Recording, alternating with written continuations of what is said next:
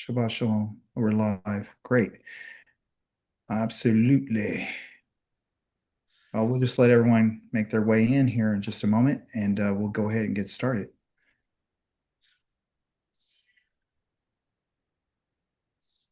Let me see.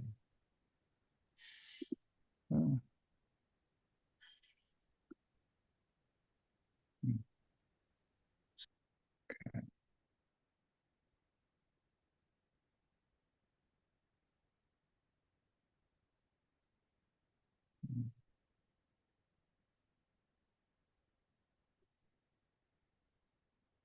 guess everyone's getting a late start today. Guess they're saying, "Oh, the Shabbat. I forgot. Let me get in. Let me go find out. Let me find out. Well, let me share my screen with you.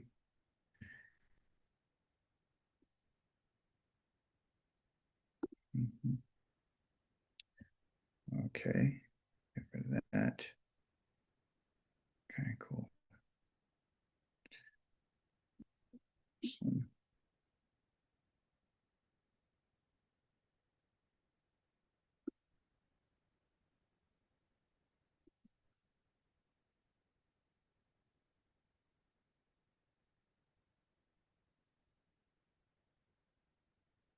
Are you able to see my screen?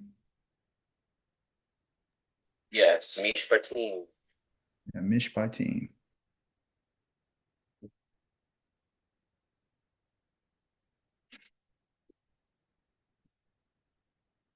Take myself off of the camera.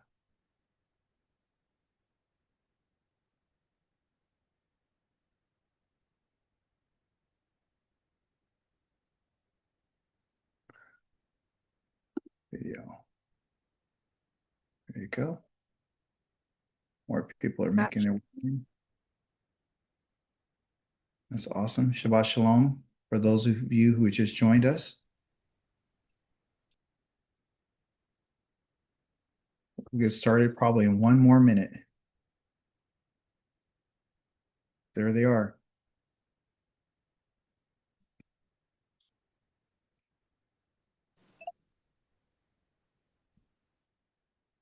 Shabbat shalom or yeah. Shabbat shalom. Hallelujah. Thank you for joining us today.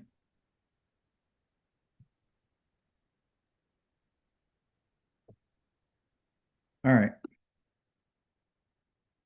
Guess that's the reason why I'm recording. So those who are not going to be able to come today, Shabbat shalom to you via the stream of YouTube.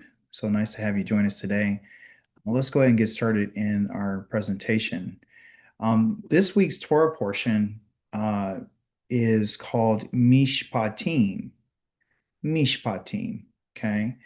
The root of this word, when I talk about the root, I'm talking about what makes the word what it is. It's like the root of a tree or the root of, of a word or the root of a family, like the parents of a family or a child. So the root of this word has to deal with judgment. And the question is actually asked within the word. This first part, the mi, it means who, and the shafat means to judge, and then the im is the plurality of those judgments. So the question is, who is making the judgments? Who's judging? That's the question. And so, and what is it? What is Mishpatim? Well, according to what is written in the Hebrew scriptures, Mishpatim is known as several things. Number one, sometimes you might hear it called the justice. You might hear it called the rulings. But basically, what Mishpatim is the idea of someone who has made a decision. Basically, these are decisions that have been made. So when you were reading this week about these decisions, the Most High opened it up with the words that we find in our Torah that these are the judgments, these are the mishpatim that I want you to set before them. And so we need to remember that the backdrop or the context of when these judgments were given are just as important as the time that they were given. So, for example, the children of Israel just had heard the 10 words that were announced to them out of the fire, and they became very afraid, and they decided not to go up on the mountain. They decided to go back to their tents.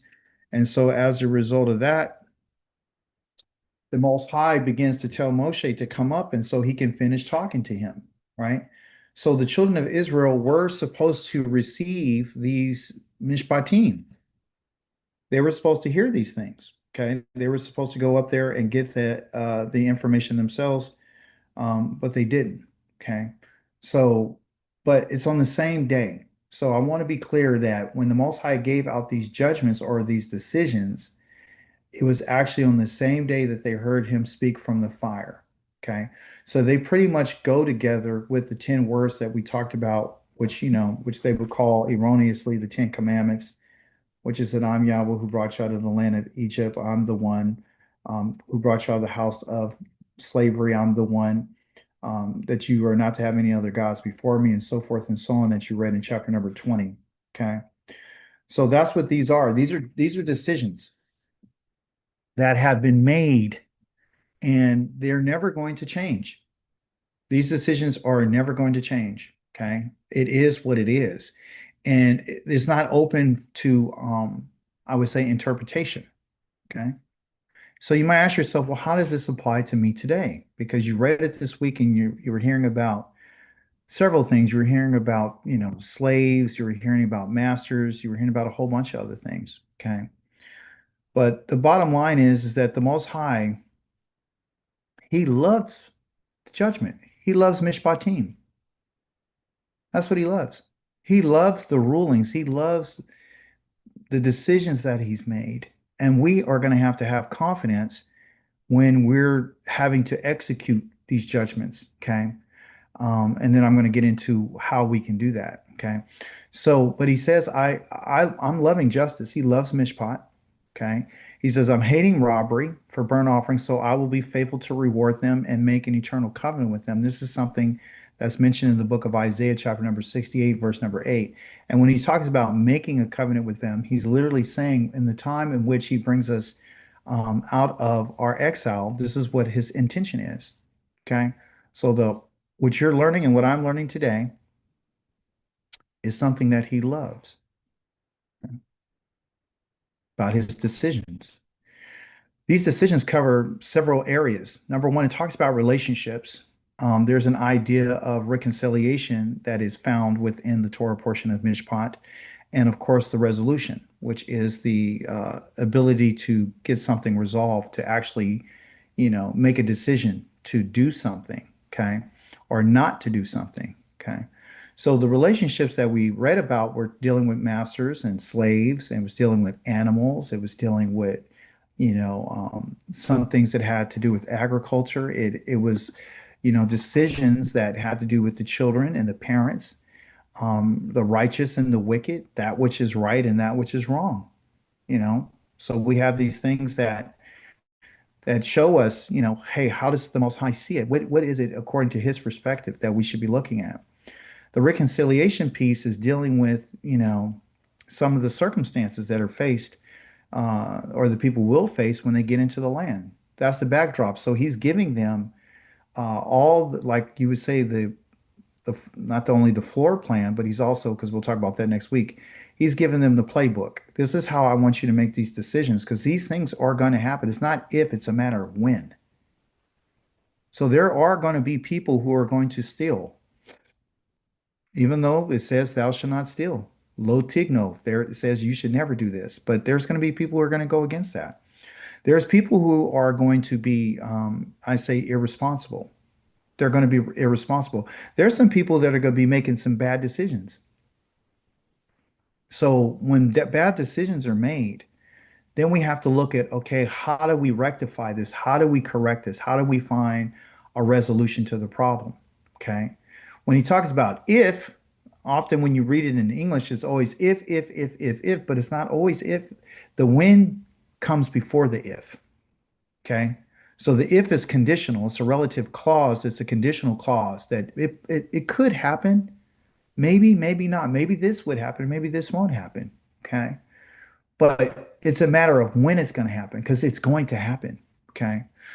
We also find in this reconciliation opportunities that when you read this week, you were looking some different verses that talked about when you see, your person who hates your guts. I'm just paraphrasing. You hate someone who hates you, and you see their donkey, has a load on them and it has a burden on them, and they're not able to lift it up. You should go and help them.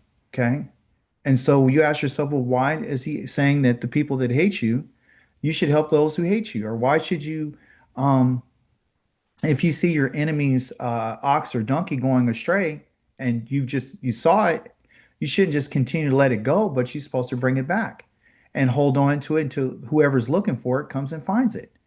So these are just the opportunities. And so what we need to understand is that the Most High's judgments and his decisions are used with purpose. They have a purpose behind them. Okay.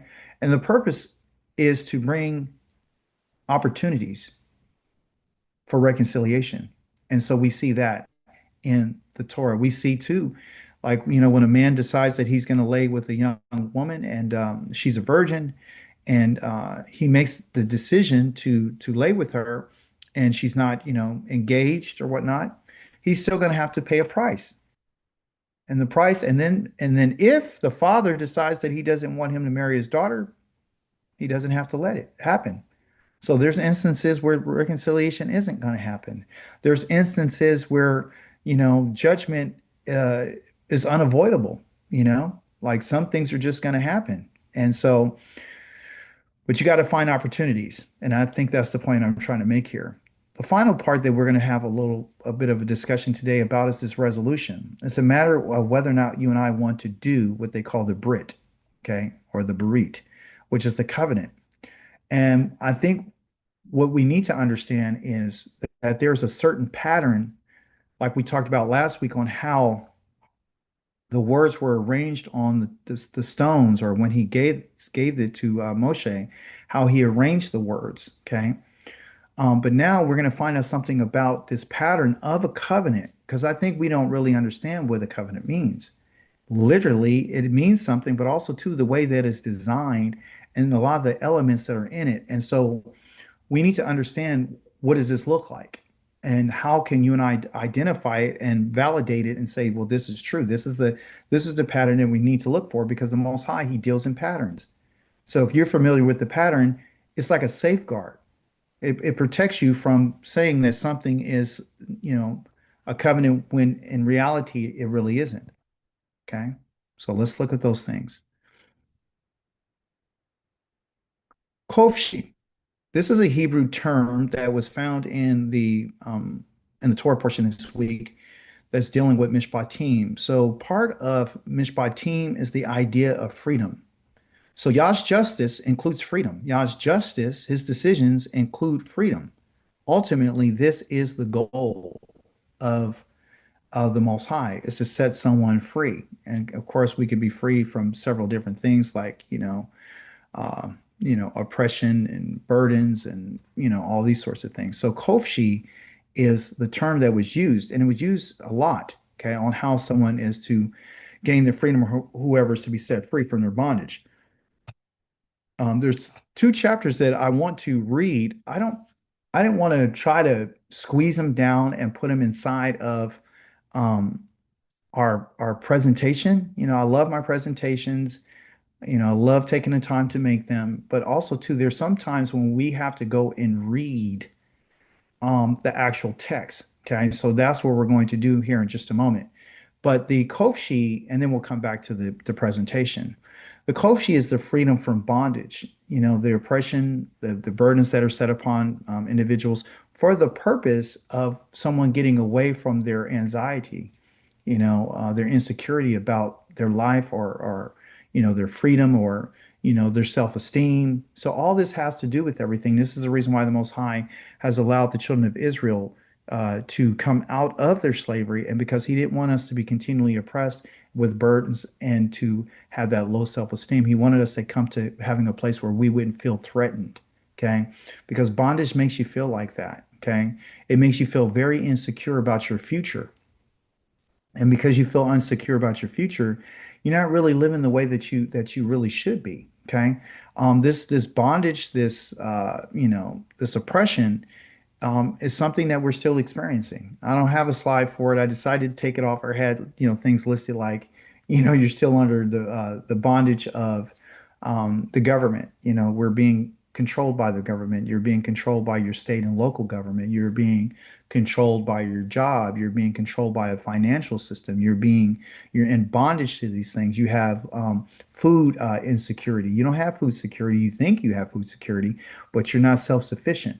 And so this is a problem. There's individuals who are losing their jobs. There's people who have lost their retirements.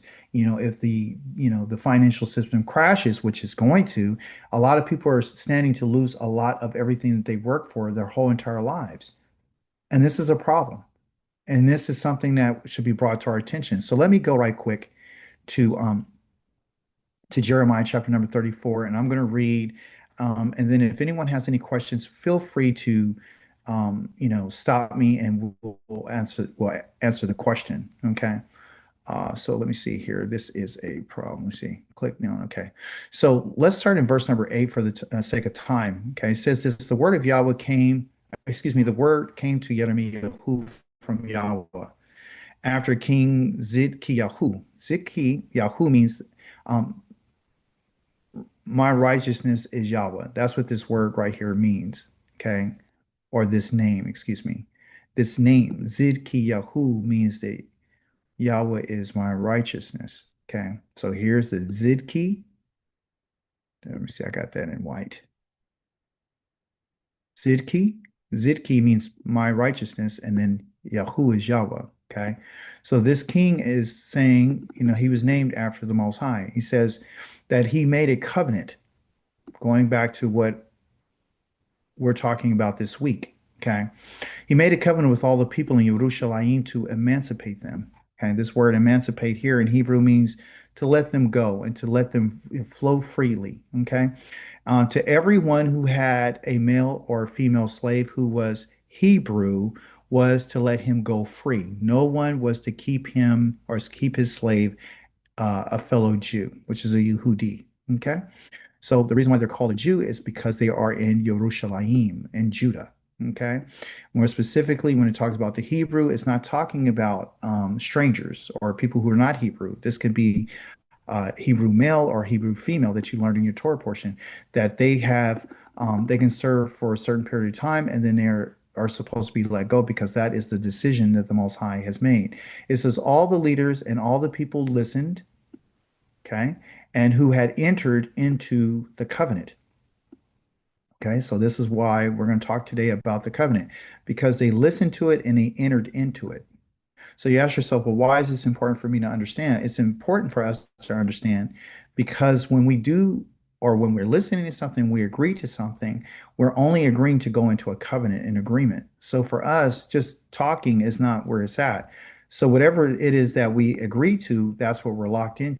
Okay. And we're going to find out what happens when you don't listen to the covenant. So our lives right now are evidence that we didn't listen to the covenant. We broke the covenant. And this is going to kind of show you why, or this is one of the elements of it. It says, so wherein everyone was to free his male and female slaves who are Hebrew. Okay. Not keeping them in bondage any longer. And so they listened and they let them go. Sounds great. Sounds like everybody's doing what they have been asked to do. Okay. So there's no problem at this moment. Okay. But it says, but afterwards, they changed their minds. So they agreed to something, and then afterwards they changed their minds in verse number 11, right? So now they changed their minds, and they made their male and female slaves, whom they had free return. Now, they don't really go into the depth of the return, but when I did my research on it and I read it in its original text, it talked about how they forced them to come back. So they didn't just go ask them, they actually took them by force. They beat them up. They did a whole bunch of stuff to them. Everything that you read this week about what a master could do to his servant, right? And so even though they're in a covenant, they decided to force them back and beat them and take them and put them by force. okay, back into bondage. And he brought them back into subjection as slaves. So they were forced to come back into this, even though they made a covenant. It says, therefore, this word of Yahweh came to Yeremiah, which is Jeremiah from Yahweh. Here's what Yahweh, the Elohim of Israel, says: when I brought your ancestors out of the land of Egypt, where they lived as slaves, I made this covenant with them. So now he's going to tell us that I made this covenant. Okay, I want you to keep in mind when he says this covenant. I made this covenant with them. Okay. With who? With your ancestors who are brought out of Egypt. So when we read this week that, Moshe went up onto the hill, the children of Israel were scared, go back to the tents. Moshe was going up there to receive the covenant. Okay. That's why we're reading this. And at the end, and he says at the end of 7 years, every one of you is to set free his brother, Hebrew, who has been sold to you and served you 6 years. Okay. So he served you for 6 years. You got him let it go in the seventh year. That's according to the covenant, which in our case, we would say that's the Mishpatim.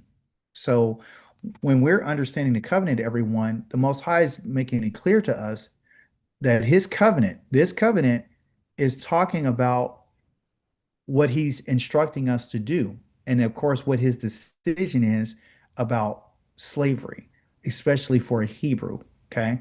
So when it says covenant, he's not just talking about the 10 words, because in the 10 words, which is, I'm Yahweh, I brought you out, he never tells them, hey, let your slaves go free. He never says that.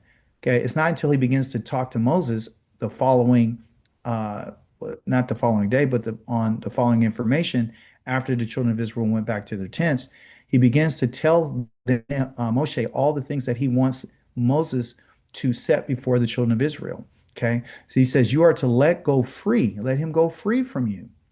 So this is a mishpatim. That is what he says included in the covenant. But your ancestors did not listen to me. Okay. So that's the problem. And they didn't pay attention. So two things. They didn't listen and they did not pay attention. So what is it about not listening and not paying attention? It doesn't say that they didn't hear him. Okay. They heard what he said, but they did not obey it. Okay. So they did not obey. So if we break the mishpatim like our ancestors have, we're really breaking is the covenant. Okay. So we're thinking, well, it's just the 10 words. It's nothing else, thou shalt not, thou shalt not, thou shalt not. No, no, no, no. It includes the mishpatim, which are the things that he said. Okay. So now you repented, making reference to what they did by letting their slaves go. You did what was right from my viewpoint. Here, my viewpoint is in my eyes. You did what was right in my eyes when each of you proclaimed freedom to his fellow. Okay. And you made a covenant before me in the house bearing my name. So they made a new covenant. So you can see that there's not just the covenant that he made with our ancestors, but you can see that they made a covenant. Okay. So it's not just the covenant that's made between the Most High, the covenant that they made after, they still made it before him in the house, which was the temple bearing his name. Okay. He says, but then you changed your minds. Okay. That means you returned from what you said you were going to do. You profaned my name. Listen to this. You made a covenant before my name. Okay. Then you turned around and you changed your minds, and then you profaned my name. Okay. So Yaz is letting us know, the Most High is telling us that if you have made a covenant, any covenant that has been made before him or made by him, if it's not being followed, then that's when you and I are profaning his name, because his name is associated, which is his reputation, with the covenant, with the mishpatim, with the commandments. Okay. So this makes more sense when the Most High says that among the nations that you're profaning my name. And you may ask, well, how did I profane your name? It's simply because we're not executing the judgments the Mishpatim that has been written out for us. So, we're going to look at, you've read it, so I don't have to go over it.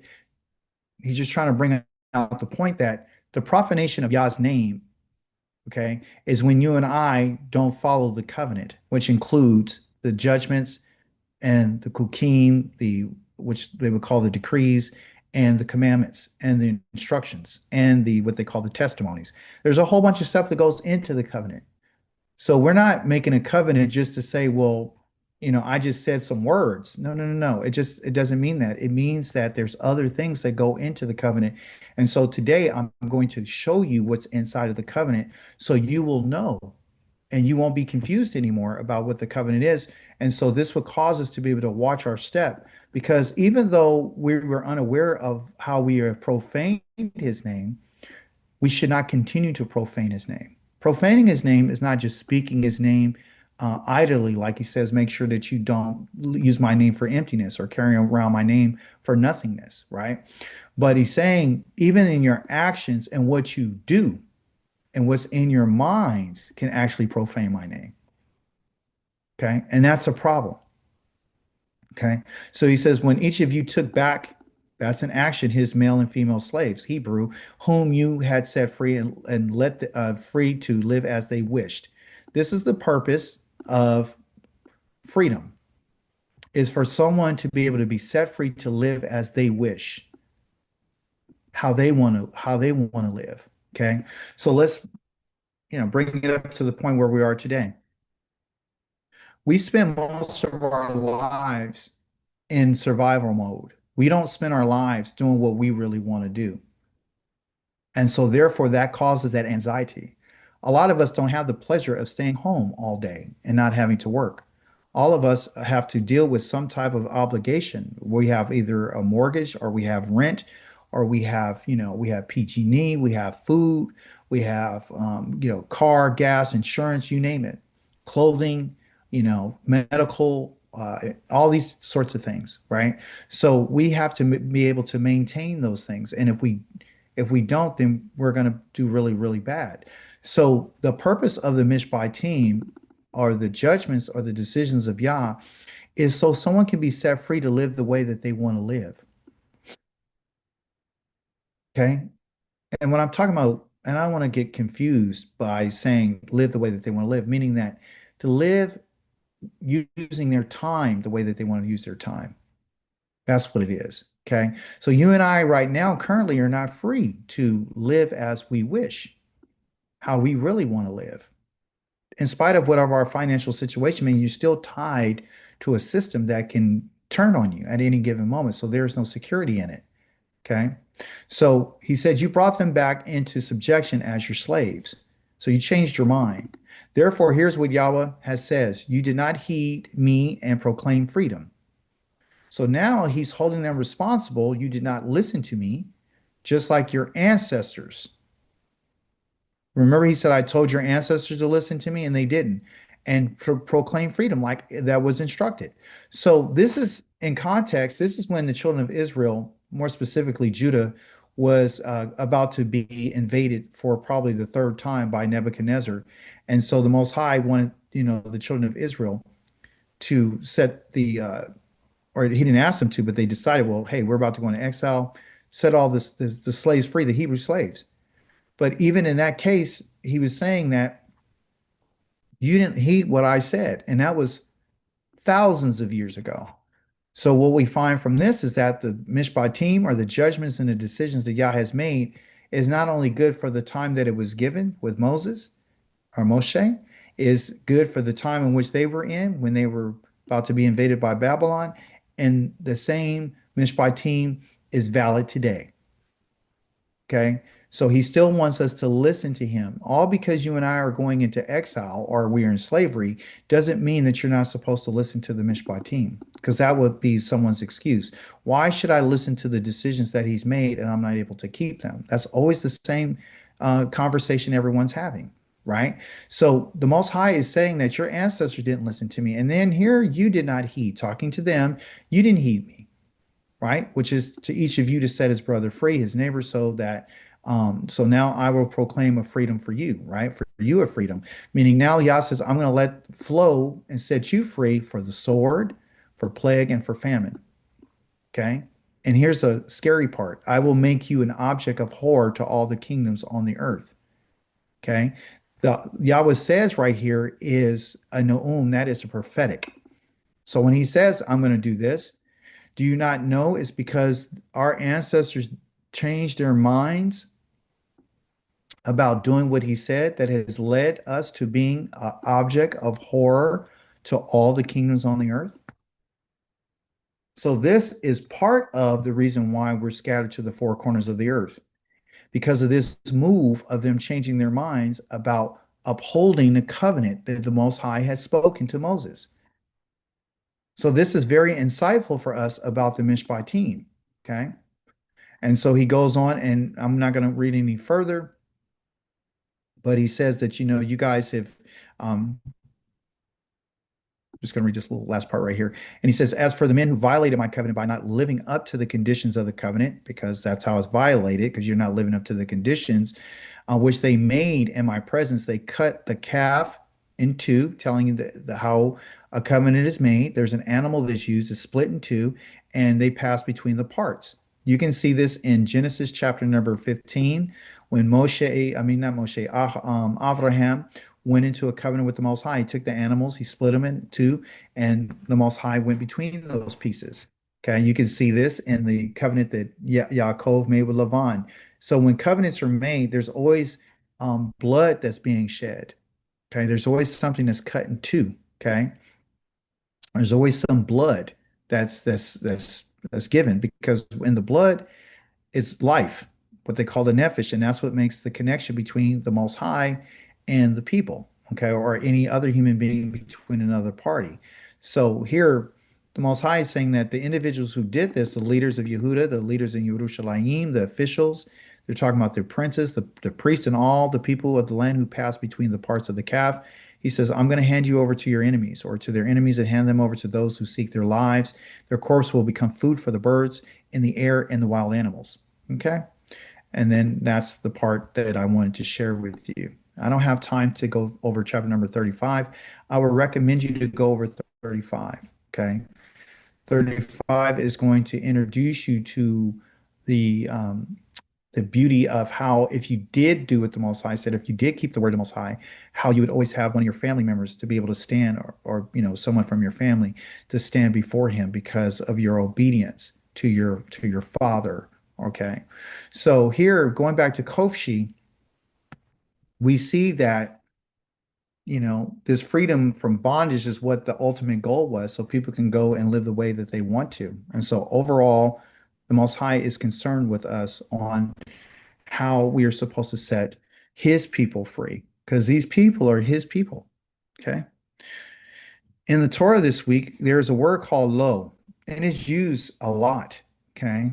And I'm only sharing words that have high frequency because it's important for us to understand. Lo means never. All right. Never should you do this, never should you do this, never should you do this, never should you do that. And there's all the where you see no's or not, it's low. It's never. It's not just when you feel like it or maybe in the future. He's saying never. There's one verse that I want to deal with this never, okay? Because it was in your Torah portion. All right. This verse here says, keep away from fraud and do not cause the death of the innocent and the righteous, for I will not justify the wicked. Down in my Hebrew here, I have highlighted the word lo, which is never. Okay, right here. It is never. So he's never going to do this. Okay. This word means I will not. It means never. I will never. And here's justify. That means atzdik. Atzdik literally means this I right here is this aleph, and then tzaddik means righteous. Okay. So what he's really saying is when he talks about I won't justify, it's really I will never make righteous. This is not just justify. I will never make righteous. He's never going to make righteous an individual who causes the death of the innocent. Akika, why is this important? And the righteous. Because the Most High is never going to change his judgments. So when he says that I will never justify or I will never make righteous the wicked, The wicked is not made righteous by the death of the innocent and the righteous. The wicked never attains righteousness because of the death of the innocent or the righteous. Never. So why is this important? Because you and I have been told that someone innocent and someone righteous has died for us, so our sins can be forgiven and we become righteous by someone else's death. And so here, this is in the law of the Most High. This is in the judgment of the Most High. So you see that there is no righteousness for the wicked who does this. Okay, it's antithetical to what he has said. Yes, Mashal. You can see this law repeated in the book of Ezekiel in chapter 18. Mm-hmm. Excellent point. Mashal is telling all of us again, because he and I just read it just a few days ago, that the Most High works with the wicked in a way that allows him to turn from his wickedness, right? But he's never going to make righteous the wicked based on the death of the innocent. He would never do that. Okay. I want to give you more evidence to this fact.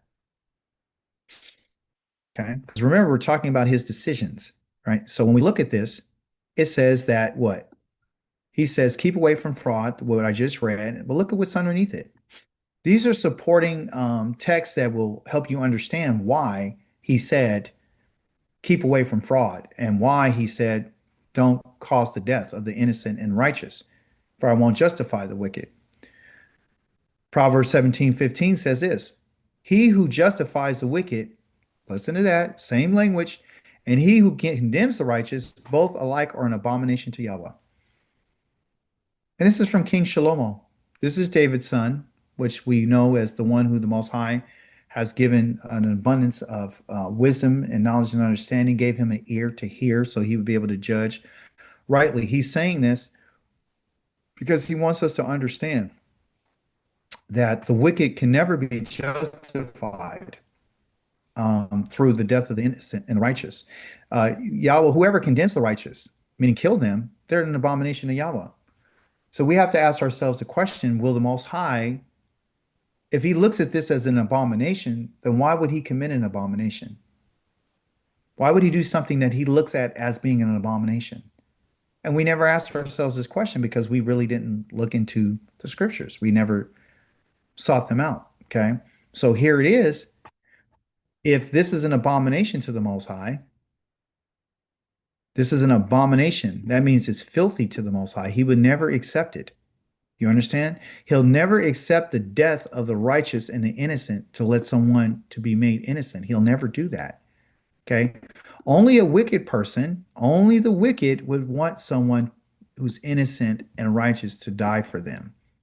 But Yah says, I will never justify them. I will never make them righteous. So we have to take Yah at his word, regardless to what Paul, Peter, and John, and James, and all these other people said. He's telling us, I will never do this. Okay. The final point on this is there's 6 things that Yahweh hates. Okay. 7 which he detests. I only have a few of them here, but I thought the most important one here is to let you know that shedding innocent blood is something that Yah hates. So you have to ask yourself if it's an abomination to Yahweh to condemn the righteous, if it's an abomination for Yahweh, those who justify the wicked, meaning to make righteous the wicked, then why would Yah turn around and accept the shedding of innocent blood? That is something that he hates. See? So that doesn't make sense for us. Okay. So this, it goes against his judgments. This is not his decision. Okay. His decision is, I will never justify the wicked. I will never make the wicked righteous based on the innocent blood and the righteousness of another has been shed for them. Never. Because Yahweh hates the shedding of innocent blood. He hates it. Okay. And that is not turning and twisting the scripture or his judgment. It's not. Okay. But just remember, it's always about what did he say? He said he would never justify the wicked. Never. There was a concept that was used in the Torah called natah. Okay. Several times frequency was very high on this word. And what it was talking about, it is extending a decision. For example, you know that there's a case or an argument that came up that needed to be resolved. Instead of us resolving it or you resolving it, what you did was put a delay on it. and you extend it out, you push it out. You know how things happen right now, like when you go to court, they have, court dates and everything is pushed out for 6 to 7 months, and justice is always just delayed. Cases go for 3 to 4 years or even 5 to 10 years. Things are just pushed out, pushed out, pushed out. Yah says it doesn't work that way. Now with him, it doesn't work that way. When the argument needs to be dealt with, or a complaint needs to be dealt with, it needs to be resolved at that very moment. It cannot be delayed. It cannot be extended. You cannot extend it because the person's poor. You can't extend it because the person's rich. You cannot extend this. And this is something that we're supposed to have learned from our Torah portion, that the Most High says, don't spread out my judgment. So the decisions that Yah has made are supposed to be implemented and pushed, not out, but it's supposed to be pushed to the point of being completed at the moment that they happen. Because Yah wants a person what? Not to have to wait to have something resolved. Okay? He's not interested in that. So the true judgment is not about extension. True judgment is not about a delay. So if things are being delayed, like if someone owes you money and they don't pay it to you and they say, hey, it's in the mail, it doesn't come to you, you don't feel good about that. Someone owes you money, personally, family, they keep delaying and delaying, delaying, it makes you feel a certain type of way. You see? It's what is owed to you is not given to you. It makes you feel a certain way. And Yah doesn't want us to feel that way. He wants to take that away from us because we're his people. We don't supposed to be feeling that. And because we don't supposed to feel that, we don't supposed to pass that on to others. Okay. Just like he says, don't, make sure that you give a stranger, a ger, give them the judgment that they need. Don't extend it out. Why? He says, because you know what it feels like to be a ger. You know what it feels like to be a gerim, which is a person. We say a stranger, but really means that someone's a migrant, someone who's immigrated into another country, right? So you know what it feels like. You know what that means. So don't treat them a certain type of way, right? So just in the case of, someone trying to come to the Torah, or someone trying to be part of a community, and then often people shun them because they're different, or because they look different, or because they're a different race. No, no, this is our group. You can't come in. Whether that is the Jewish community, whether that's the Hebrew Israelite community, whoever, whatever community it is. The bottom line is Yah was looking at the motivation, and he's looking at the heart of the individual, and he's saying, look, someone who wants to be part of you and wants to migrate to you, which this is the whole purpose of the Torah, is for individuals to come together, right? He's saying, don't just push them away. Don't delay them because they're not who you are. So you delay the judgment, you delay the decisions for them. You extend it out. It's not cool. It's not fair. Okay. Another part too is the Azov. Azov is literally don't forsake. So I want you just to keep in mind, don't extend any type of judgment that needs to be made. If you owe someone, pay them. Okay. Don't forsake, meaning if someone needs your help, right, and you see it, the Most High says, help them.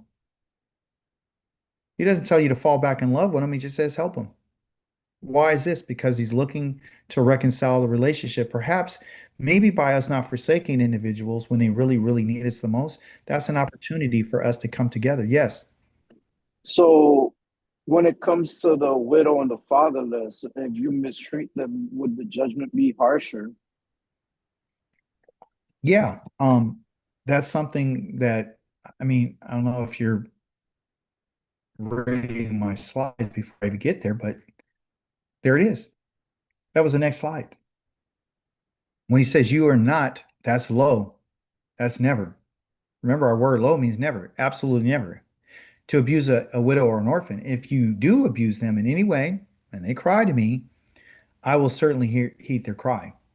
My anger will burn and I will kill you with the sword. Your own wives will be widows and your own children fatherless. Now, I want to take a moment to kind of explain this. When he talks about I'm going to kill you with the sword, what he's talking about is whenever there comes a time for war, you're on the list to be killed. Okay? You read in your Torah portion where he says that, if an individual, and I don't want to misquote it, it's at the beginning of the judgments. Okay? Let me share it, give you some context to let you know who you're dealing with. Okay? Chapter number 21, it says that verse number 12, 21 and 12. Just reverse the numbers. Whoever attacks a person and causes his death must be put to death. Okay. It says, if it was not premeditated, but an act of Elohim, an act of God, an act of Elohim, then I will designate for you a place where he can flee. Okay. What is that saying is that there's certain individuals that when the Most High said that if someone killed their servant, he said they're going to be punished. He doesn't tell you how they're going to be punished. He doesn't tell you that how they're going to be avenged. He just says that they're going to be punished. The Most High says that if an individual kills someone and it wasn't premeditated, meaning that it was an act of Elohim. So Yah is the one who decides who gets to live. So, for example, if I have abused a widow or a fatherless, right, the Most High will plan out my death. That'll be written. My death will be written down when some kind of catastrophe happens. I'll be probably the one to die. Okay. Like them, when he said that I will kill you with the sword, what he's talking about is whenever there comes a time for war, because that's when the sword is used, when someone comes and attacks you, I'm going to kill you. And I'm going to kill you because of what you did to them. So your death is not instant. Your death is going to come later. That's the decision that the Most High has made. Okay. And this is like, I will kill you. This is not you're going to just die over, age and no, I'm going to kill you. Okay. So usually when people would their wives would become widows, it's usually when they went to war, or the children became fatherless when they went to war. Yes, Michelle. So you're saying that this is a judgment that is comes directly from the Most High, not something that you're going to go before the bait then or the judges to be judged. Yes, absolutely. Okay. There you go. That's a great question and a great observation. Yes, that is true. So what Michelle is asking is this death coming to you like, for example, someone to claim, well, he's mistreating the widow, and they went to the judge, and the judge would, the judge is not going to say, well, how did you mistreat him? I can easily say, well, that's not true. No, I didn't mistreat him. No. If you notice, it says that they're going to cry out to him. It didn't say anything about going to the Elohim, to the judge. They're going to cry out to me, and I will certainly hear their cry, meaning crying or hearing, I will hear. So the Most High is letting us know that if they cried out to me, I'm going to kill you. There's no witnesses here, nothing. But I'm pointing us to the fact that the Most High can decide that you're on a list. If you fall into the hands, like if someone got killed, a lot of people think, oh, that person killed him. Oh, too bad they died. Well, they died because the Most High had delivered them to death. And that's what he's trying to tell them. That's his decision. So there's no witnesses here. There's only a cry of the widow and the fatherless. Okay. So if they cry out to the Most High, he's going to hear them. Just like if the stranger cried out to the Most High, he's going to hear them. You feel me? So Yah is going to hear the cry of those who are the vulnerable. He's going to hear the cry of the ones who don't have anyone who advocate for them. So these are the people that we really don't want to mistreat. Okay, we don't want to mistreat. And it doesn't mean that they can also take advantage of us and say, give me everything you have because I'm a widow and I'm an orphan. Because the Most High has made provision for the widow and the orphan and the stranger through what? Through the Torah, which says these are the instructions that I want you to do during the time, like you read this week, that when you had your fields and you had your grapes and you had your grain and all this, I want you to give the land a rest. And so the individuals don't have any food, like the widow and the orphan and the stranger, they'll be able to go there and get the things that they need. So the Most High provides for them. So it's not like, hey, they're going to force you or blackmail you into doing anything. Okay. I just wanted to bring out the point that the Elohim that we're dealing with does hear and he does see, and he will kill us if he sees fit for it. Okay. If we're not doing what we need to do. Okay. According to his judgment, you could be delivered into his hands because of something you've done. I'm not trying to scare you. I'm just trying to put you up on it that, often when we look at people, well, why did that person die? They were delivered. We think it was an accident. It's not an accident. They were delivered. Everything is written down. Okay. Here's something that supports what the Most High just said in his judgment. In chapter number 3 of the book of Malachi says, then I will approach you for judgment. That's Mishpat. This is a promise that's going to happen. I will be quick to witness against sorcerers, adulterers, perjurers, and against those who take advantage of wage earners, widows, and orphans, against those who rob the foreigner of his rights and don't fear me, says Yahweh Zavaoth, because I, Yahweh, do not change. Your sons of Jacob will not be destroyed. So this is giving us a context clue about in the last days, when the Most High decides to come back to approach us for judgment, he's saying not all of you are going to be destroyed. Okay. So here it says, do not change. That means lo, never. Yah's never changing. So the judgment that you read about and the judgment that you're hearing about today is saying that I'm going to be a witness against you. Against who? Against sorcerers. That's the odd. Okay. That's the odd, and odd is a witness, is the eye, and then this is the door. That means a witness. I'm going to testify because that's what a witness is. So the Most High is letting us know I'm going to testify against you. And so who's he testifying against? The ones that he said that is the sorcerers who believe that they got away because they're still performing sorcery. Like in our Torah says, don't perform any sorcerer, they shall be put to death, along next to the parent who disrespects their parent. Right? So he's letting us know the judgments are not sometimes immediate. The judgments are based on time for a judgment. It's a time. Okay. So some are going to be dealt with when we're talking about his judgment, right? That's going to be dealt with about individuals who think that they've escaped. He's going to still deal with you. Okay. The adulterers that committed adultery and thought, I'm good. I didn't get, no one knows about my adultery. No one knows about my behind, I do tarot cards on the side. No one knows that I deal with a Ouija board. No one knows that I have an extra side piece. No one knows about the adultery that I committed and I've been silent about it. No one knows about that. Yes, someone does. Yahweh is the witness against this. Okay. The perjurers are the ones who are lying, the ones who have submitted false information and think that the Most High doesn't know what you have said. The ones who have got away, what they would say, murder, or think they got away with stealing something, thought they got away from taking something from a company, and they never found out someone who used to work for a company and never returned the laptop. They think that, it's all good. There's nothing wrong. That's the problem. So this is where the problem's at, is that we're thinking that because it wasn't seen by someone, or it hasn't been dealt with, or it hasn't been, the judgment hasn't been executed, then we have gotten free, right? Here's the part that scares me, the wage earner. Just think about what I'm saying to you. The wage earner. So the individuals who are taking wages from people and not paying them on time, who didn't give them the bonus that they promised them, or didn't give them the wage that they initially signed up for, those people are going to be witnessed against for judgment. Okay? Widows. How many people have done elderly people wrong, right? The women how often are they mistreated? How often are they overlooked? How often are people robbing them and taking things from them? How often are they ignoring them? You see? Orphans. See? So these are the ones that Yah said, I'm going to kill you.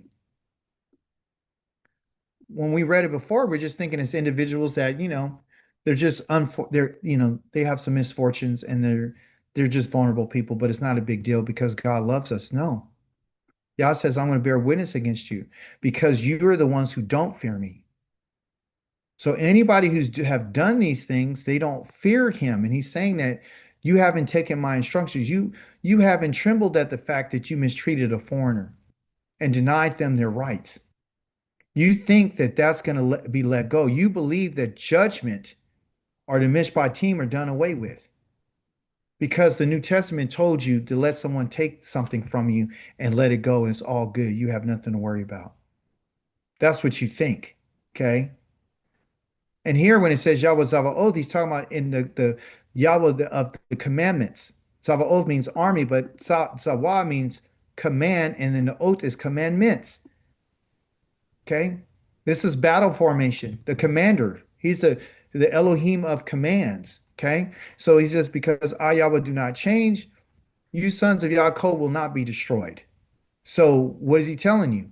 Everyone in this area who has done these things, okay, are going to be judged for them, okay? Because, listen to me carefully, because I, Yahweh, do not change, I will never change. You sons of Yaakov will not be destroyed. Or is that including a person who an Israelite who robbed somebody of their wages? Are they going to escape? No.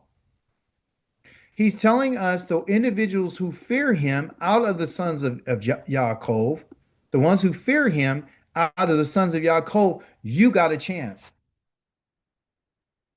You have a chance to survive. So when you read your Torah portion this week and it said the widows and the orphans, I'll kill you, and you got afraid, when the Torah portion this week told you that if you saw somebody, don't absolve, don't forsake them, help them. If you saw that and you read it and you internalized it, then you would know. Then you're going to be the one who won't be destroyed. You'll understand that anybody who purges themselves in lies, even out of the sons of Yaakov, are going to be judged. The soul, go back to Ezekiel 18, the soul that sinneth against me is the one that's going to die. Don't believe that you and I can commit adultery and not be judged. But because you're the sons of Yaakov, you won't be destroyed. Why? Because I'm the one who gave you the judgments to show you how you could survive. Yah's already telling us what the judgments are. So if you die, if your soul gets punished, it's simply because you chose not to fear Yahweh. The only thing that stops him from destroying us is the fact that he says, I don't change. Because the Mishpatim is not going to change. All I got to do is put an eem on the end of that is Mishpatim. It's Mishpatim. Don't you get it? So when he talks about foreigners' rights, you should know because he told you in your Torah portion to Mishpat. Don't deny them of their rights. And if you fear him, you won't do that. You won't do these things. If you fear him, you won't mistreat a widow or an orphan. If you fear him, you won't take the food out of the field that he told you. If you fear him, you won't call on the name of another God. If you fear him, you will not mess with someone else's wife. If you fear him, you won't lie to your neighbor.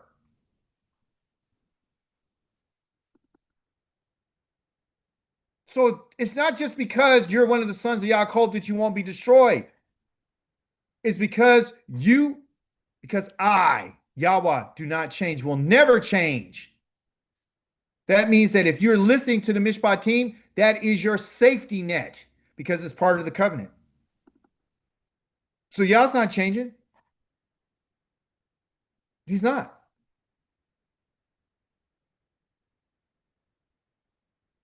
In Hebrew, the word at, not at, but at, or an atah. At is feminine. If you're a female, if you're in the keva, and I'm talking to at, I'm talking to you, okay? I'm talking to you, second person, feminine, singular, at. If you're a male, I'm going to call you atah. I'm talking to you, atah, individual, masculine, singular. So there's a feminine singular and there's a masculine singular. At is for feminine. Atah is for the male. Okay, it's masculine. Within us, everyone, there are things that are hidden. There's things that are hidden from us that you don't even know that exist in you. You don't even know that they're there. Okay? How did he get there? Don't know. Did you put them there? No, they're there. Okay? So why am I telling you this? Why am I telling Atah? Why am I speaking to At? Okay? I'm telling you this because the Mishpatim, right, the Yah has given us, according to the book of Psalms, to Tehillim 19, He's going to tell you some things about what's hidden. Okay. He said the rulings, which is the Mishpatim of Yahweh, are true. They're emet. Okay. They are true and they're Zadik. They're righteous. So the words that you and I read this week, they're true and they're righteous. Okay. And altogether, Yachad, they're unified. So they're not separated. It's not like, hey, letting a Hebrew slave go free, and making sure you don't mistreat a stranger, that they're different. No, they're not. They're still part of the Mishpatim. They're still Yakad. They're still unified, meaning the Most High is looking for balance. Mishpatim and decisions is to make sure that something is right, something is, in balance. Okay, so they're true and they're righteous. So if you put them on a scale, they're going to come up and they're going to be great. Okay, he says they're more desirable than gold. What's more desirable than gold? What you just read in chapter number 21, 22, and 23. Those three chapters, Mishpatim. If you didn't read them this week, go back and read them. They're more desirable than gold. It wasn't even a lot. I mean, it was just a whole bunch of things about slaves and masters and, being careful how you talk to your parents and all this sort of thing. Okay. It says, than much fine gold. And it's also sweeter than honey or the drippings from the honeycomb. So this is David or Dawid using poetic language. The color of honey is gold and the drippings of it is gold. Then he says desirable than gold. Gold is, its color looks like wheat as fine gold. So he's sharing, he's playing on words, but it's poetic language to let you know the value and letting you know the sweetness of it. So when you look at the Mishpatim, you shouldn't be looking at it as, judgments that I need to be afraid of. No, they're not given to you so you could be afraid of them. Okay. Listen to me carefully. Okay. Yah doesn't want you to be afraid that he's going to kill you if you mistreat a widow and stranger. That's not given so you can be afraid. The decision is just tell you that this is the decision that I've made about this. When I talk about fear, it means to be instructed of me. That's what he's telling us. He's not telling you that you need to just, the only reason why I'm not going to mistreat a widow and a father is because I'm scared I'm going to get killed. That's not the mindset. The mindset is to look at what Yah has made and what he has given to us to give it its value, its true value. And it's not only valuable in a sense that you can obtain it or that you can have it and it enriches you with like the gold, but it's also something that can be tasted. This could be something that can be experienced. So the judgments of Yah can be possessed and then you can hold them, okay? And you can treasure them like you would gold. But also, too, you can have an experience with them. You can actually taste it. It's something for your soul. Yes, Michelle. Well, we can never say that we never knew what the consequences was for transgressing any of the laws. Yes. And again, he's giving us the law or the judgment to kind of put us up on it. So listen what I'm going to say to you right quick.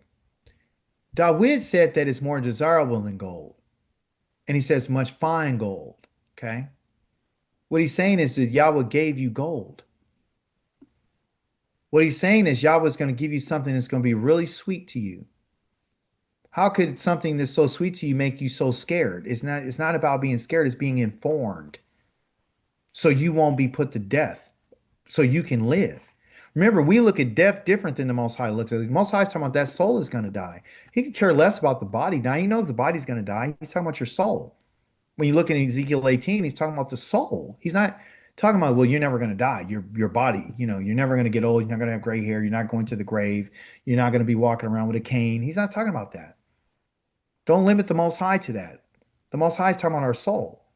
But back to the point of him saying that is something you're going to experience. So Yah is giving you something that's going to be sweet to you if you understand it. It's going to be something that's going to be valuable to you. You understand? And he says, through them, what? The judgments, your servant is warned. Oh, I took that, oh, I'm warned till I looked at it. Oh, he's warning me. So I need to be terrified. No, he's enlightening me. That word right there is called Zahar, and Zahar means to bring light to something, to put oil and make it shine. It's shiny. That's why if you think about it, if it's shiny, it's like gold. When you look at gold or you look at honey, it's like this beautiful glaze on it, or this beautiful color, this glimmer of this gold when you put it in the sun, and how it just the light is coming off of it. But we've never been taught to look at his judgments like this. We haven't. Okay. So it's not just warning you. Let's get the English out of there. It's enlightening you, bringing shine to it. Okay.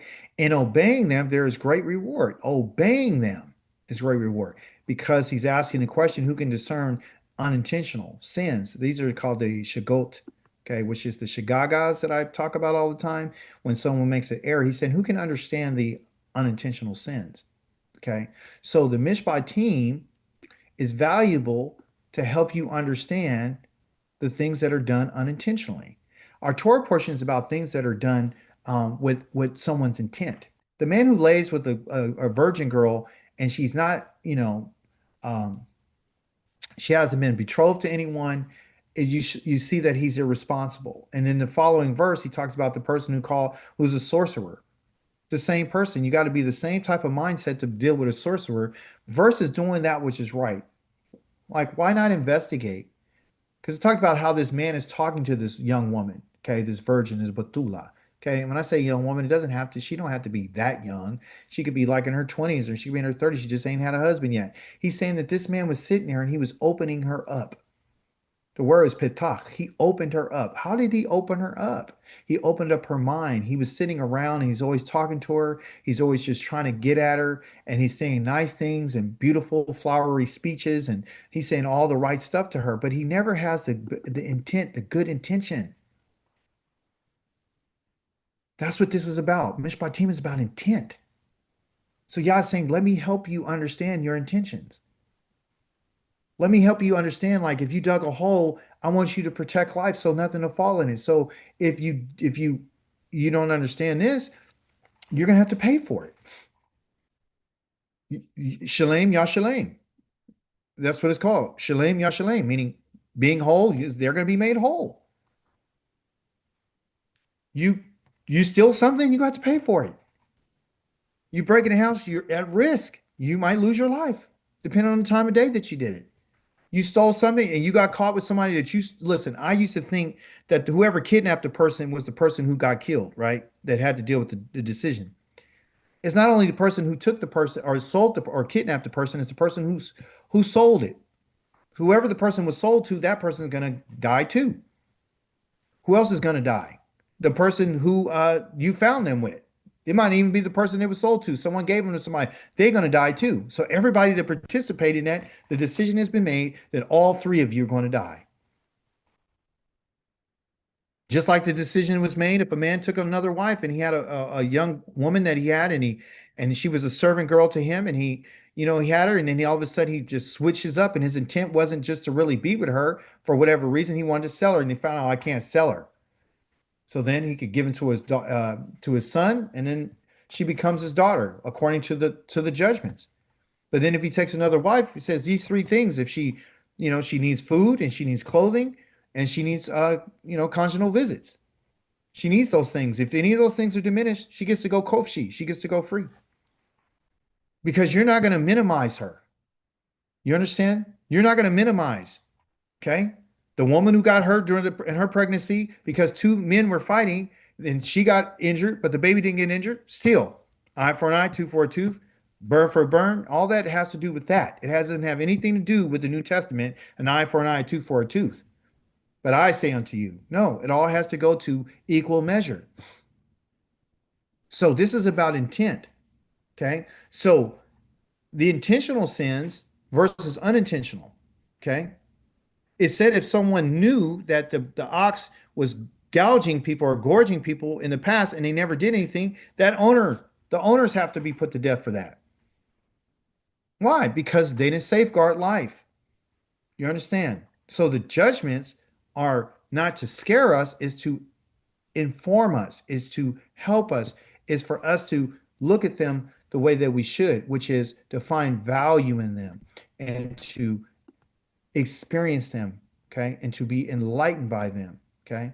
Now, why does he want this? He wants to be cleansed from that which is hidden in himself, hidden faults. Because there's things that you and I do that are unintentional. And here's what he's telling us. Even though they are unintentional, they still affect you.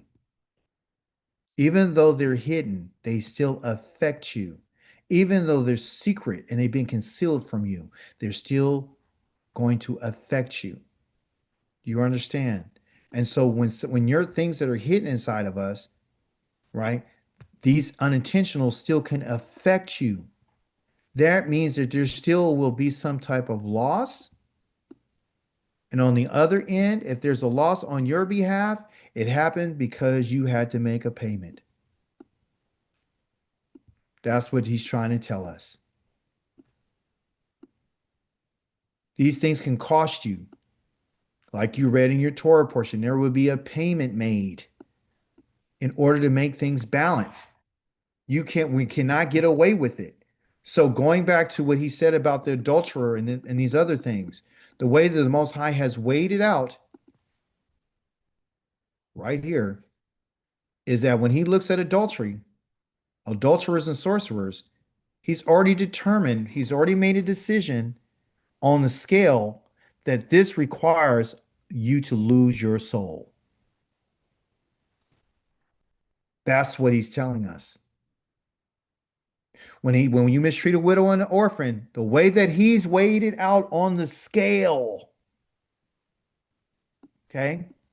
Help us get a little scale right here so we can understand what I'm talking about. When he puts the widow and the orphan on the scale, it's going to have to come out balanced because a just scale, just weights is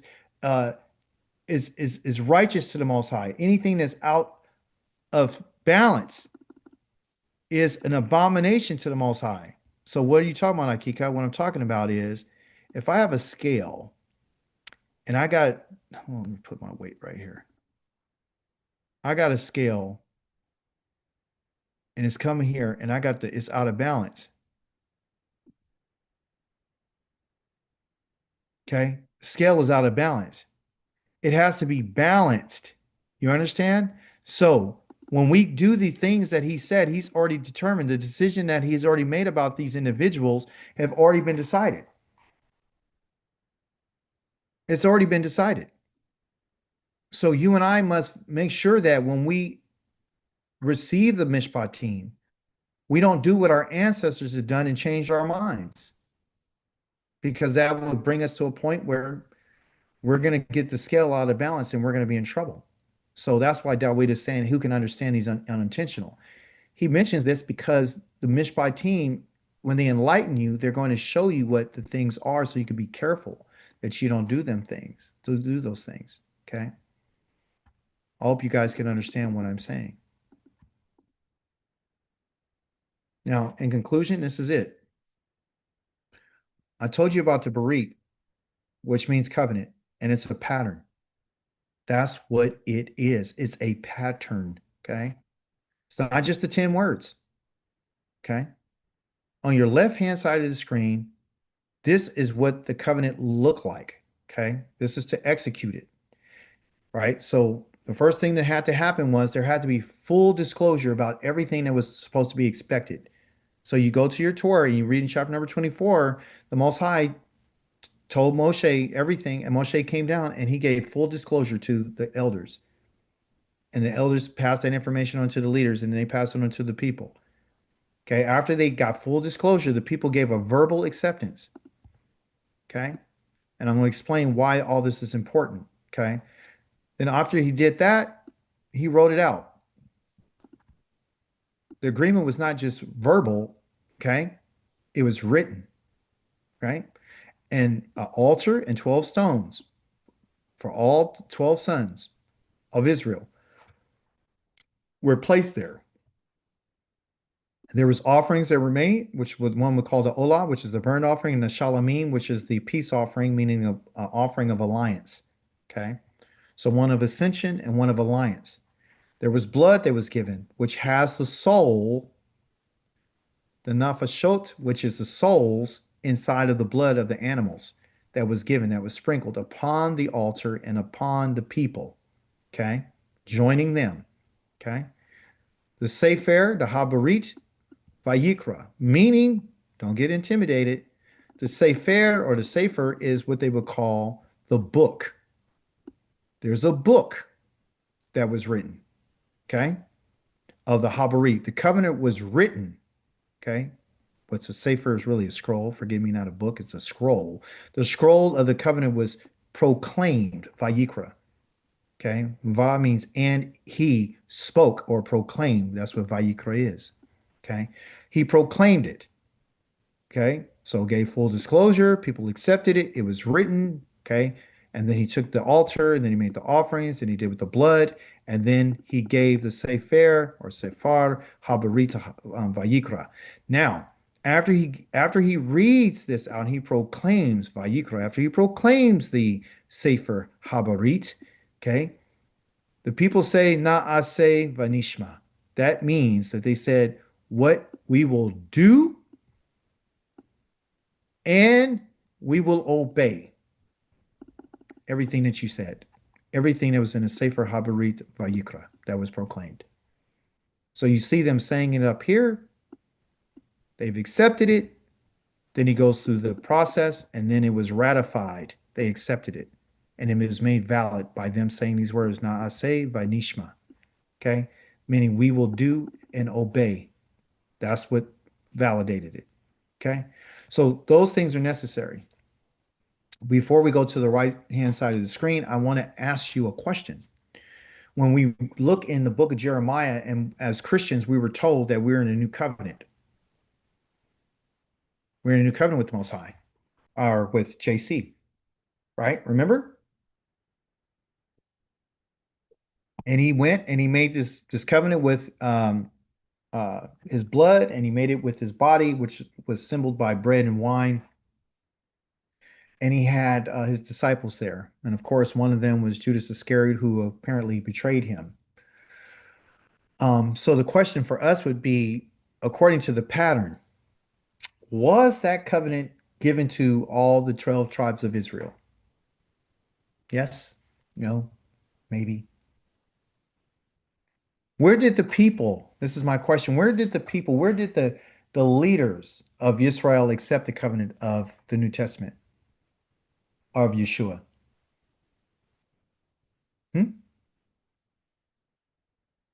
Throughout the Torah or in the Tanakh, every time there's a covenant that's made, there's always a priest there. Hear me? There's always an offering there. There's always full disclosure of what the covenant represents and what the covenant is going to be. There's always an acceptance of all the representatives for the family, for all 12 tribes. There's always going to be written. It's going to be written down in a sefer. It's going to be another scroll that is written. There will always be blood. Okay? And there will always be an acceptance, and not say vanishma, a ratified by the acceptance of it and saying that we validate it now. That wasn't given in the New Testament. So when you and I got the New Testament, you know, back when I was in the 1970s, or I don't know what year you received it or you got into it, that covenant wasn't something that I accepted by, you know, me hearing it from, you know, the leaders of Israel. I heard it through a whole bunch of people that didn't know anything. They didn't barely know how to read. I heard it from people that didn't even know the Hebrew language. I heard it from people who didn't even know nothing about the 12 tribes of Israel. I heard a covenant that was given by people who were ignorant to the fact that no one can ever die for your sins. I was given this information by people who didn't understand that the Most High would never make righteous the person who sheds the righteous and the innocent, the blood of the innocent and the righteous. You understand? So no full disclosure was ever made to us. This is the reason why you should abandon the New Testament.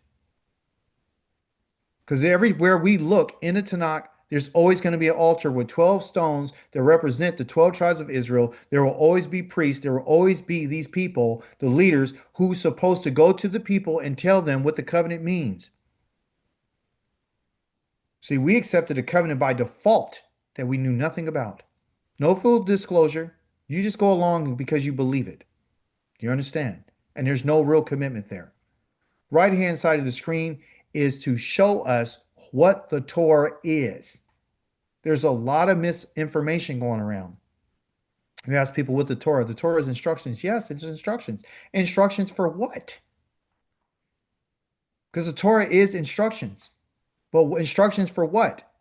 This is the Torah. This is the instructions which Moshe placed before the people of Israel. These are the instructions.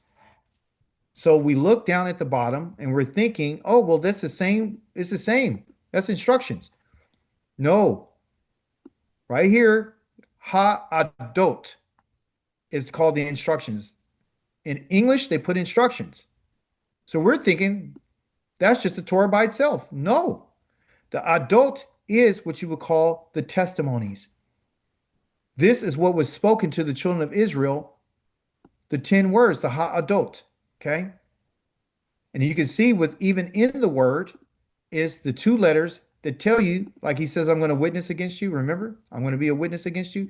Those 2 letters right there tell you that that's witness. The ha'adot is the witnesses. Okay. So when the Most High spoke to the children of Israel, that's what they put in the Ark of the Covenant, which is this, which are the instructions that they have here, but it's really called the testimonies. Okay. So they're using words for Torah for instructions. They're using words for instructions for the ha'adot, which is not the same. It should say that he's placed the Torah, which this is the Torah which Moshe placed before the people of Israel, and these are the testimonies. That should say testimonies, not instructions. Okay. Next thing is the laws. So again, they told us that the Torah was the law. No, the Torah is the instructions. Let me get rid of this so you won't get confused. The Torah is the instructions on how to keep the hakukim. This word right here are the decrees. So when they say laws, you're thinking it's the Torah. Only instructions. No, it is the kukim, which are the decrees. Okay, so they use the word law. They could have put the right word, which is the decrees, the things that have been inscribed, which include what you're supposed to do for the priest, what you're supposed to do at certain times, what you're supposed to do for the feast, what you're supposed to do for the land, all that. Okay, listen to this. And the rulings. That is here the Mishpatim, which is your Torah portion. Mishpatim. So you got the ha'adot, you got the hakukim, you got the mishpatim, right? That they presented to Moshe, the people of Israel, after they had come out of Egypt. So now he's telling us what the Torah is. The Torah, everyone, is the ha'adot, which are the witnesses, the hakukim, which are the decrees, and the mishpatim, which is the judgments. That's the Torah. That is the instructions on how to do these things, how to carry out these things. There's an example in the book of Ezra where the people came out of their exile and they went and they read out of the Torah the instructions of Moshe to find out how they were supposed to keep Pesach, or how they're supposed to keep Sukkot, how they're supposed to do this, how they're supposed to do that. Those are the instructions, how to carry out the decrees, how to carry out the judgments. See? So the Most High doesn't leave us with just, hey, these are the judgments. He tells you these are the instructions on how are you supposed to handle the judgment, the decision that I've made. Sometimes, if you had yes, Michelle. Now that you brought that specific verse up, I noticed that they went straight to Torah. They didn't go to Talmud. They didn't rely on oral tradition. No, they go to the written Torah. It's the laws, it's the instructions, it's the kukim, it's the mishpatim, it's the judgments, it's the rulings. You see, so what we've been confused about, everyone, is that when we say that we keep the Torah, right? We're keeping the Torah. Now here's the crazy part. All this is part of the covenant.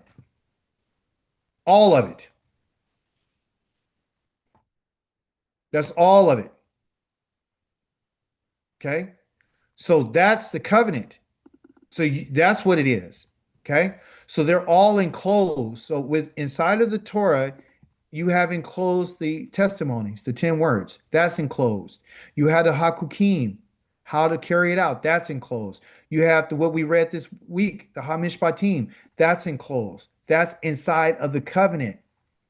So when we're talking about the covenant, when the Most High said in the book of Jeremiah that, you guys changed your mind because I gave your ancestors the Mishpatim, which is the Torah, the instructions on how to let people go free.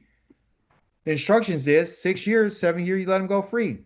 The instructions are if they're Hebrew male, they go, if they came in by themselves, they leave by themselves.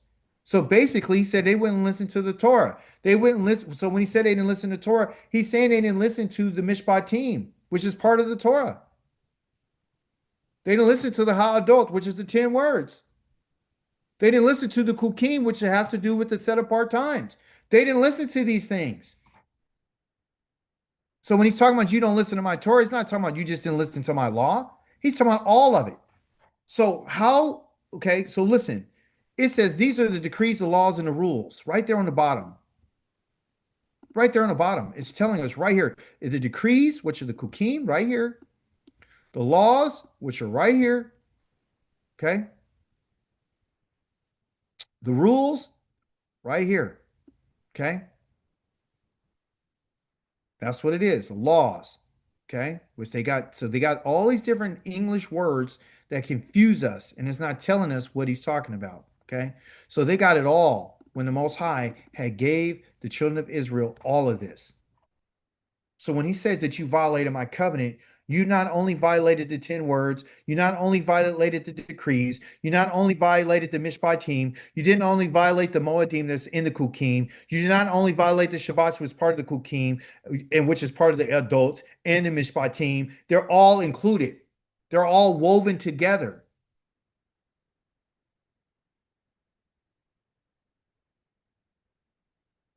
So when he says that you're in a covenant with me, or did you see on your left-hand side of the screen? This is what they agreed to. Everything you see on the right-hand screen. So when Moshe was talking to him, getting full disclosure, he's saying, hey, look, you guys heard him speak. This is what he said. He was still up there for that same day, and he got the Mishpatim. Okay. Same day, he got the Kukim, and he wrote it all out. He wrote it all out. Watch this. He wrote it all out. In your Torah portion, it said, then he took the book of the covenant. He didn't take the stones. We're not even at the stones yet where the Most High wrote on the stones. He took the book.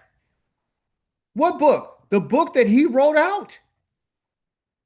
So the Sefer, the scrolls. He took the scrolls. That's what this word right here is. Scroll, the Sefer of the covenant.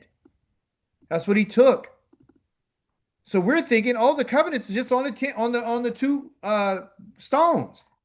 No, people. He took the scroll and he wrote it out. Like you would see in the book of Ezra, and he read it aloud to the people. And so when it tells us in the book of Deuteronomy that every 7 years you're supposed to read the Torah, meaning that's what he's talking about, which is the covenant.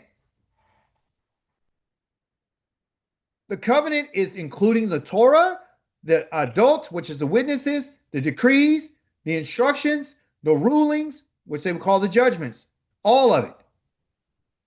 It's one big package deal that has layer upon layer upon layer. The covenant includes everything, not just some things, everything. That's what they were agreeing to. What was read to them out loud. So the people could hear and they responded. Everything that Yahweh has said. Naaseh, Nishma, we will do. Naaseh, Nishma, we will do and obey. We will obey. Everything that's written in the covenant. Okay? So they weren't just agreeing to the 10 words. They weren't just agreeing to the Mishpatim. They're agreeing to everything because it was full disclosure. So Moshe took the blood, sprinkled it on the people, and said, "This is the blood of the covenant." So you got the blood of the covenant and you got the safer of the covenant, the book of the covenant, the blood of the covenant and the safer of the covenant. So that blood that was from that animal or animals, their souls were used in order to attach, because there was life, attaching life to the covenant, making it effective. You understand? Just like the blood of the animals, when they made a covenant that set their slaves free and they walked between the pieces, the Most High said, "You did this in front of me." We're thinking, "Oh, it's just the blood of an ox. It's just the blood of a cow. It's not a big deal. It's just an animal. It's just his blood." That has nafashot, which is their souls that's in that blood. We are attached to Yah through a blood covenant. Did they drink the blood like you do in the New Testament? No. You see, he made with you in accordance with all these words, everything that was read to them. So that's the difference. And that's what you and I need to understand. That you and I are connected to Yah through blood. And because it was made with our ancestors, that has been passed on from generation to generation to generation to generation. And he said that you guys have profaned my name by changing your mind about my Mishpatim. You did what was right, and then you changed your mind. So how can you and I make things right today? Was the covenant designed for us to be in the exile? No, it wasn't. It was designed for us to be in the land to carry out the judgments of the Most High. Most High does tell us through his servant Moshe that while you're in the lands of your enemies, you're going to start thinking about what's happened to you. And you're going to turn back and you're going to listen to everything that I've said. You're going to listen to the voice of Yah, because this is the voice of Yah. All the Mishpatim that you read was Yah speaking to Moshe. It wasn't Moshe, it was Yah.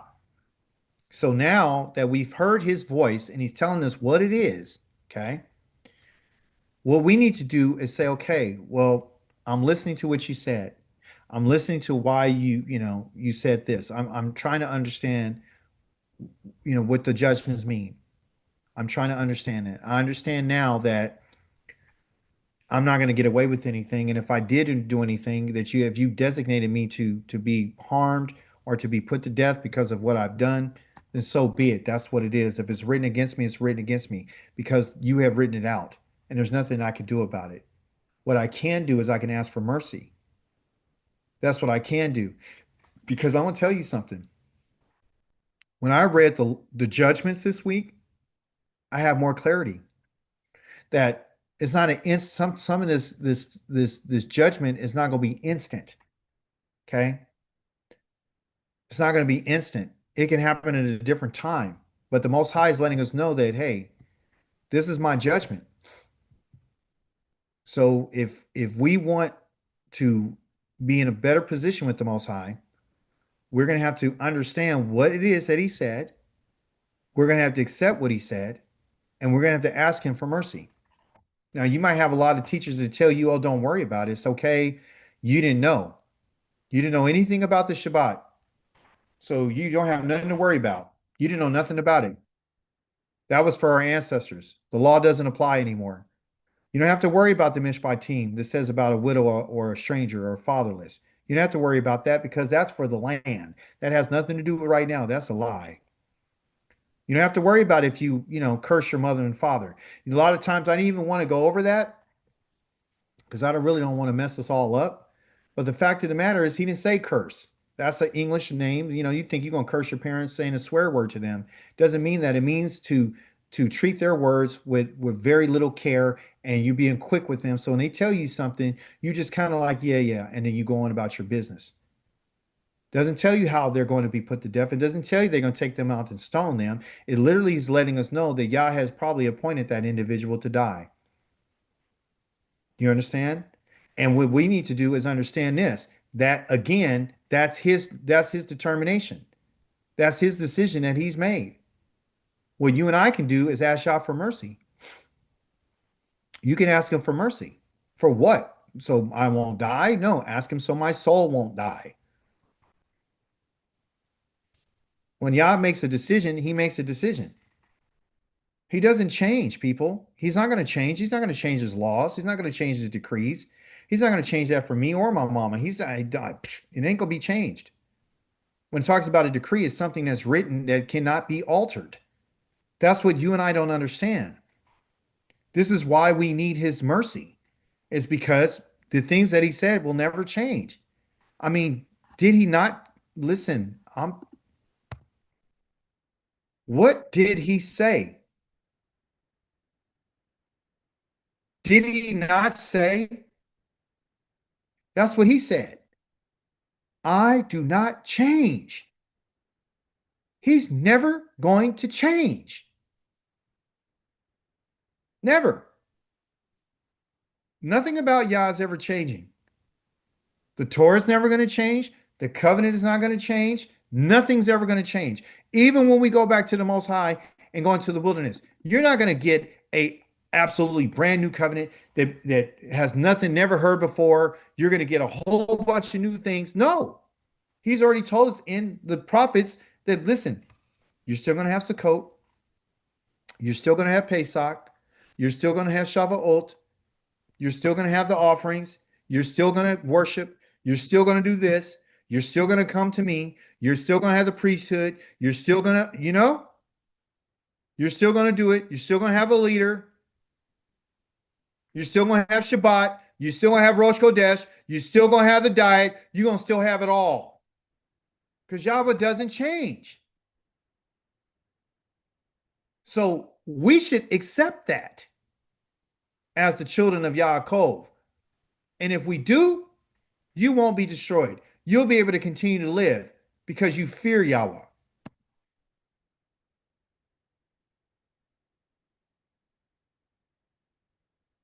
You understand what it is. You know now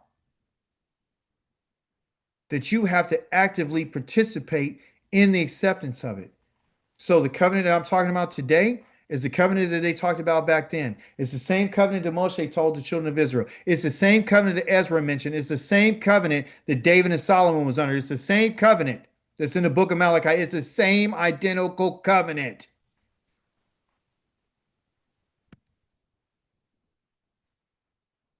Same one.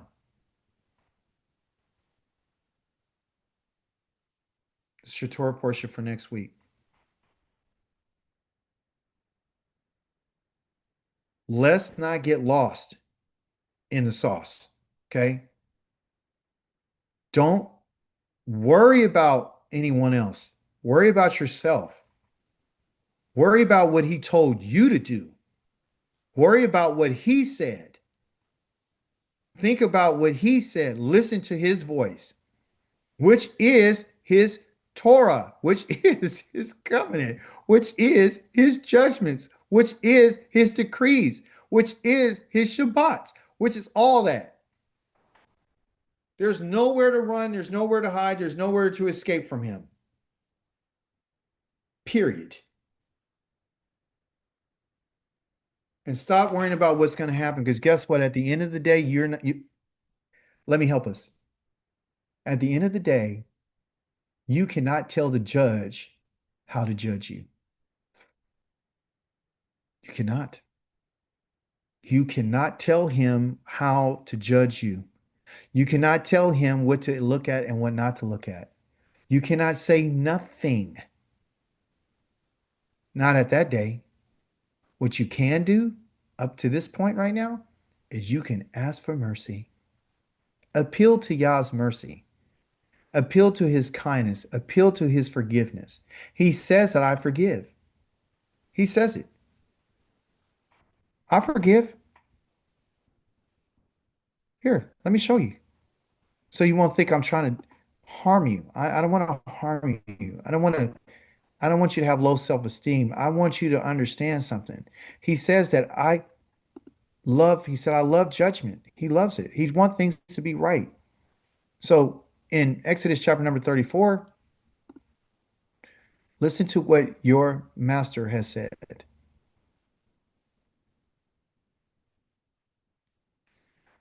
Yahweh passed before him and proclaimed, Yohewah, Yohewah.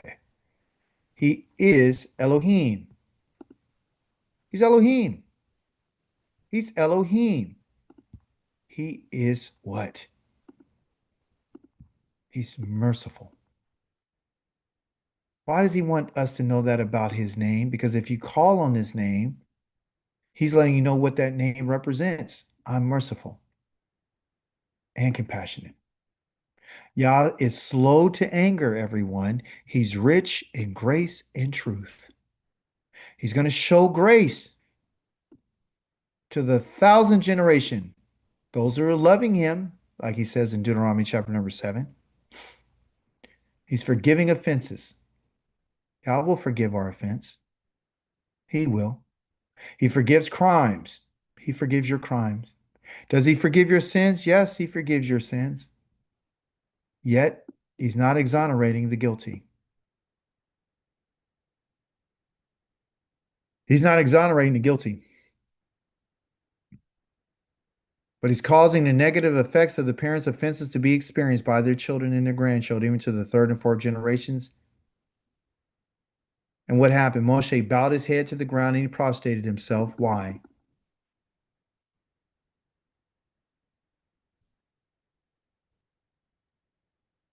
Because he wanted him to forgive the people.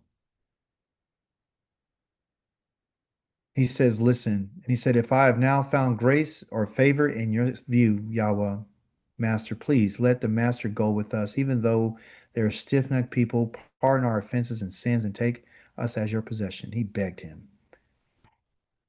And this is what he said. He said, here, I'm making a covenant in front of all your people. I will do wonders such as not been done or have been created anywhere on the earth in any nation. All the peoples around you will see the work of Yahweh. What I'm going to do through you will be awesome. What work? What is Yah going to do? Is he talking about what he's going to do to Moshe? Because obviously, Moshe didn't go into the land. Yah's giving him a prophetic preview about what he's going to do through Moshe, through us, through the time to come. Because it is the work that Yah is doing through the Torah that he gave to Moshe that has become awesome. It's because the Most High is doing things in the earth that have never been done before. He's gathering his people from all the four corners of the earth, and he's waking them up to who they are. It's an awesome thing. And all the people are going to see the work of Yahweh. You understand? That's why he's making this covenant. Okay? All praise be to Yahweh. And you're those people. That's who we are. We're those people. Okay? So understand that. Yes, Michelle. I